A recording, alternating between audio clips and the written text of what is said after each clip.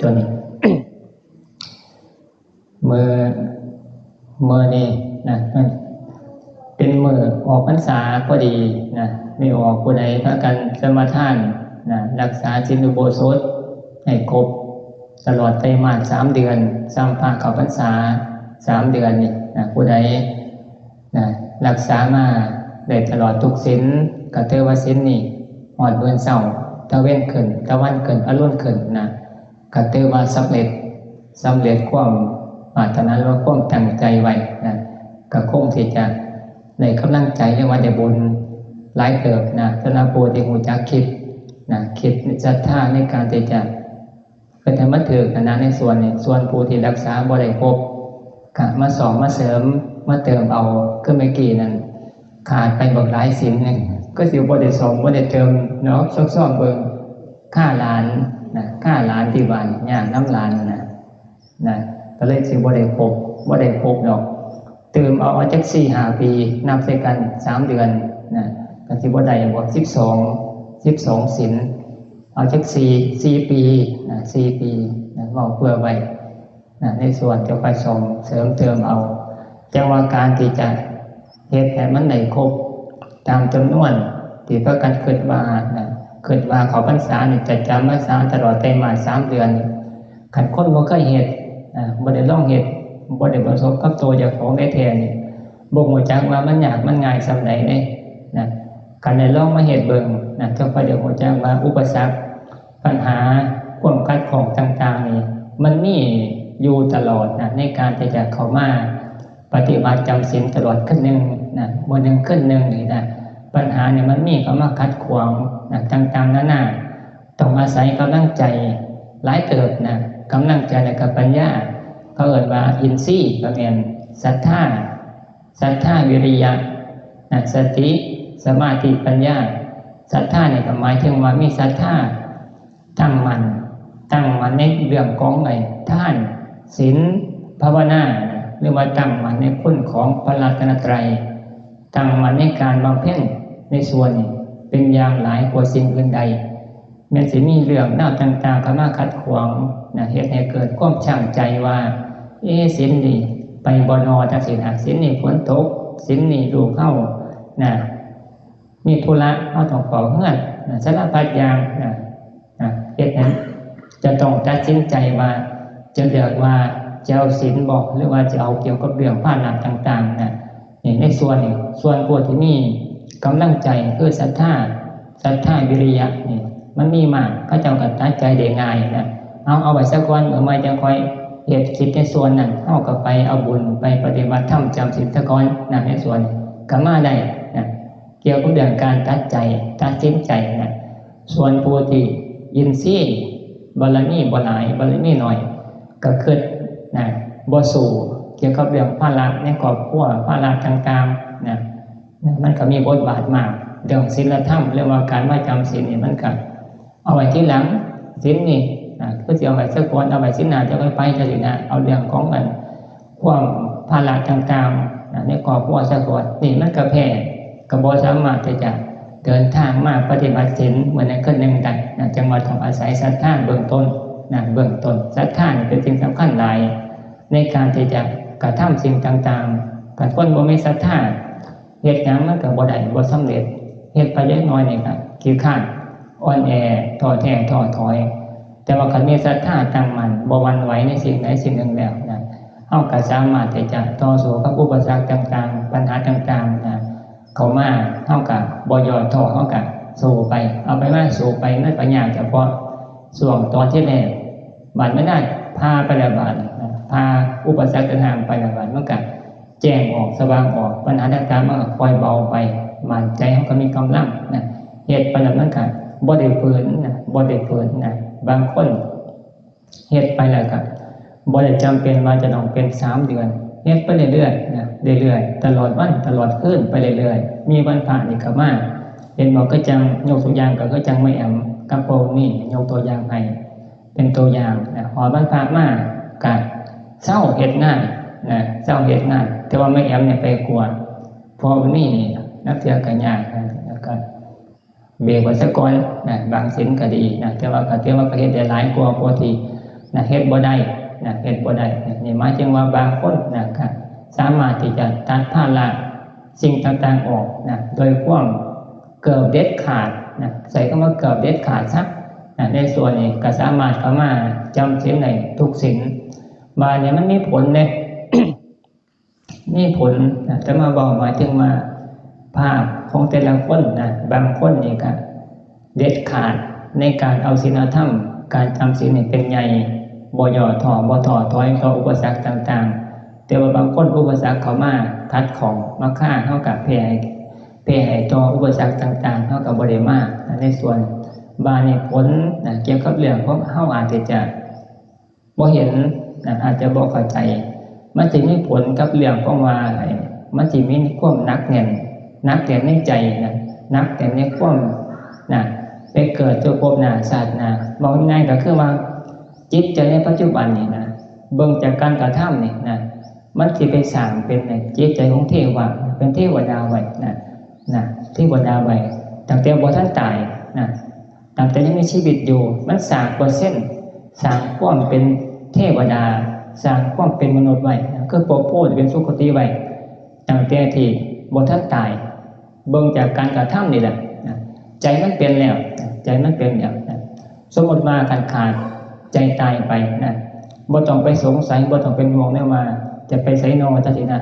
เพราะว่าเปอร์เซ็นต์การใช้ชีวิตอยู่ปกติอยู่นี่มันมีความมั่นคงในคุณของศีลคุณของธรรมอยู่เป็นประจำนะมันก็เป็นนิสัยนะนิสัยของเทวดามันก็เข้าไปอยู่นะอยู่ในจิตในใจเนี่ยเวลาถึงขาดใจตายไปเนี่ยมันก็โอกาสในการจะไปมันก็มีเป็น90%จังซี่มาในส่วนผู้ที่เลือกในการที่จะมาปฏิบัตินะคือความหนักแน่นนะในศีลในธรรมนี่อาจจะมีแค่3 เดือนนะ3 เดือนแต่ว่าขาดไปอีกประมาณ9 เดือนนะเฮาก็บ่สามารถจะมาได้บานมันก็เป็น30 7เทวดา7ก็เป็นสุคติ 30% บานเนี่ย7 9ใส่บ่แม่นใส่เข้ามา9 ต่อ 3นะมันมี12 ส่วนซะ12 เดือนปีหนึ่งนะ9 ส่วนนะเป็นเกี่ยวกับเรื่องความสุ่มเสี่ยงต่อการที่จะนะบ่แน่นอนต่อการไปเกิดภพหน้าชาติหน้าใส่เข้ามาบ่แน่นอนนะบ่แน่นอนอาจจะเป็นหยังก็ได้นะเพราะว่าจิตใจมันมีความนะบ่มั่นคงโอกาสจะไปออกนะเป็นสัตว์ก็มีหลายคือกัน9 ส่วนที่นักเนี่ยจะไปเกิดเป็นเทวดาเกิดเป็นคนในส่วนนี้มันก็มี3 ส่วนนะในส่วนนี้เป็นจริงที่เฮาบ่สามารถจะนะคิดเอาเองได้นะมันเป็นจริงที่เป็นปกติของจิตนะเกิดมาอาจินกรรมจะทำเป็นปกติจนชินนะทำบ่อยๆนะมันก็ไปฝังเป็นในสิ่งที่เฮาทำประจำนั่นแหละนะมันเป็นผลจากการทำเป็นประจำนะการทำเป็นประจำก็น่าสร้างกรรมดีนะกรรมดีมันก็มีมากในใจนะเวลาลมหายใจจากไปมันก็ไปเกิดเป็นเทวดาเป็นมนุษย์โดยทันทีนะในส่วนโอกาสมันมากนะในส่วนแต่ว่าห้ามผู้ใดอยากสร้างกรรมดีทั้งไปสู่สุคติให้ได้มีมากที่สุดนะในส่วนบ่ต้องไปถามมาคอยจะได้ไปเกิดเป็นเทวดาบ่เด็กก็มาเกิดเป็นคนบ่นะให้สร้างปกติใจเป็นชิ้นนะก็มาอาจินกรรมสร้างเป็นประจำไปเรื่อยๆนะมันจะมีผลต่อนะอนาคตนะในส่วนนี้ นะจังมาเฮาก็เฮ็ดเป็นประจำนะในส่วนนี้นะจังมาเวลาออกพรรษาไปแล้วผู้ใดยากบ่ได้มาจำศีลมื้อนึงคืนนึงก็มาทำมัดแรงเอานะทำมัดแรงนี่ก็ฟังเทศน์ก็จะไปเมื่อในส่วนนี้ก็ถือว่าก็ดีมากนะส่วนผู้ใดที่สามารถจะมาปฏิบัติธรรมจำศีลให้เป็นปกตินะมื้อนึงคืนนึงก็ให้มารักษาศรัทธาไว้เรื่อยๆนะจะว่าจะมาเดินทางไปหันไปนี่นะไปงานศพกันยายมีนะเบิ่งคนต่างๆนะสังเกตเบิ่งแง่เบิ่งนะตอนนี้บอกมาจังหวะในมุมมองของพระนะมุมมองของปากตัวเฮาออกมาจากเรื่องเนี่ยนะบ่ได้อยู่ในบ้านในเรื่องคือญาติโยมญาติโยมอาจจะมองบ่เห็นหรือว่าอาจจะมองบ่ชัดนะมาเบิ่งแล้วนะเฮาแต่ละคนชีวิตหนึ่งนี่นะพอนี้อันก็ดีกว่าพอมีทุกคนนะเบิ่งแนมเบิ่งนะก็บ่ได้มีอีหยังนะก็หาดำรงชีวิตอยู่มื้อนึงคืนนึง ำมาหากินไปธรรมดาซื่อๆนะก็เฒ่าไปนะมันก็บ่มีหยังนะบ่มีหยังนะก็ได้แต่เงินขึ้นมาซื่อๆนะบางครั้งอาจจะได้เงินเพิ่มขึ้นมาในส่วนนี้แต่ว่ามันก็เวลามันก็ผ่านไปนะผ่านไปมันก็เฒ่าไปนำเรื่อยๆนะเจ้าของนี่ก็เฒ่าเบิดแห้งไปเอาไปมานี่นะเบิดแห้งไปแล้วบาดนี้สิ่งที่หาสิ่งที่สร้างไว้เอาไปมานี่ก็เบิดไปบ่ได้ใช้นะก็เป็นของผู้อื่นบาดนี้มาถึงมาไม่น่าจะมาไปเบิ่งงานศพก่อนนะสุดท้ายแล้วบาดนี้ก็ตายไปนะตายไปบาดนี้ก็บ่มีหยังสิ่งที่หาไว้ทั้งหลายทั้งปวงสมัยที่เป็นหนุ่มเป็นสาวนะในคณะที่ทำงานต่างๆนะเอาไปมานี่ก็ทิ่มไว้เบิดนะเป็นของผู้อื่นเจ้าของก็ไปแค่ผู้เดียววิญญาณน่ะไปแค่ผู้เดียวบาดนี้เขาจะเอ่ยถึงว่าผู้นี้สร้างบุญสร้างบาปหลายปานใดในส่วนการสร้างบุญไว้หลายการตายไปเนี่ยก็เป็นกำไรนะคือว่าบทอัตภาพก็เป็นมนุษย์เนี่ยตายไปแล้วบาดเนี่ยก็ไปเกิดได้ใหม่ไปสร้างในสิ่งที่มันดีขึ้นกว่าเก่านะสามารถไปเทื่อร่างกายที่มีความสมบูรณ์ดีขึ้นกว่าเก่ามีฐานะที่ดีขึ้นกว่าเก่านะมีโอกาสที่ดีขึ้นกว่าเก่าแต่ว่าการผู้ใดที่ในขณะที่ยังมีชีวิตอยู่มัวเมาในการหากินจนเกินไปเกี่ยวกับกับขี้ไปบริเหตุอย่างต่างๆเบิดมือเบิดไปซื่อๆนะปีนึงก็เกี่ยวอย่างนั่งเจอกับเหตุให้มันเบิดปีกับเหตุอยู่ซ้ำนะบ่ได้มีโอกาสไปเหตุในสิ่งที่เป็นบุญเป็นกุศลนะสุดท้ายแล้วบากันตายไปแล้วบาเพิ่นก็มามันบ่ได้มาเกิดเป็นคนอีกนะมันจะไปเกิดเป็นสัตว์เดรัจฉานเพราะหยังเพราะว่าบุญมันบ่มีนะเห็นบ่จะมาเคยเว้าเกี่ยวกับเรื่องประวัติของนางสุชาดานกกระย่างขาวนะก็เป็นคนนี่แหละก็บ่ได้สร้างบาปสร้างกรรมยังมากมายดอกเพียงแต่มาประมาณในการมีชีวิตอยู่แต่งหน้าแต่งตาอยู่แต่ละมันน่ะย่างโซ่คนนึงคนนี้ซื่อๆแล้วก็บ่ได้สร้างกรรมอีหยังมากมายหยังดอกแต่ว่าความประมาทนะโมหะนะความประมาทนะตายไปแล้วบาดมันบ่มีบุญนะบ่มีบุญกระจบไปเกิดเป็นนกกระย่างขาวนะเป็นสัตว์เดรัจฉานจากคนสวยนี่เป็นเมียหลวงของกันมคามนกในศาสตร์นะสุดท้ายมันตายไปบุญบ่มีบ่ได้สร้างเกิดมาผัวเฮ็ดเมียก็ได้เอาไปหน้ามันตายไปเป็นนกกระย่างขาวมันก็เลยเป็นสัตว์เดรัจฉานไปในส่วนที่เฮาก็ต้องแม่เบิ่งการใช้ชีวิตของเฮาบ้างของผู้อื่นบ้างนะมันก็เป็นเหมือนอย่างขึ้นอย่างผ่านไปซื่อๆนะสุดท้ายเนี่ยก็บ่มีหยังเฒ่าไปกระจายไปในส่วนที่ว่าประกันอย่าประมาทในการสร้างบุญสร้างกุศลนะเพราะเฮาได้เกิดมาพอพุทธศาสนาน่ะควรที่จะเอาไปคิดนะไปคิดไขควรเบิ่งว่ามันแม่นบ่คันแม่นน่ะก็พยายามสอนเจ้าของกระตุ้นเจ้าของว่าให้เฮ็ดบุญให้มากๆนะแบ่งเวลาในการมีชีวิตอยู่การใช้ชีวิตอยู่มันถูกหลอกนะให้มีการสร้างบุญอยู่เนืองๆนะอย่าประมาททำมาหากินก็เฮ็ดนะแต่ว่าอย่าที่จะทิ่มบุญนะพยายามสร้างไว้นะเพื่อว่าอนาคตภพหน้าชาติหน้าคันบ่มีบุญแล้วก็บ่สามารถที่จะไปเที่ยวสุคติได้นะในส่วนมันก็ไปเกิดเป็นราชาจันทมาว่านะต่อไปประกันรับพรว่า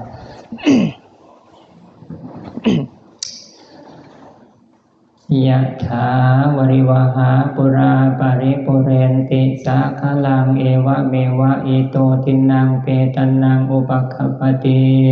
อิจิตังปฏิตังตุมังคิปะเมวะสมิจจตุสัพเพปุเรนตุสังกัปปาจันโทปนรโสยะถามณิโชติรโสยะถาสัพพะโรโควินาศตุปาเตภวัตวันตรายโยสุขิติขายุโกภวา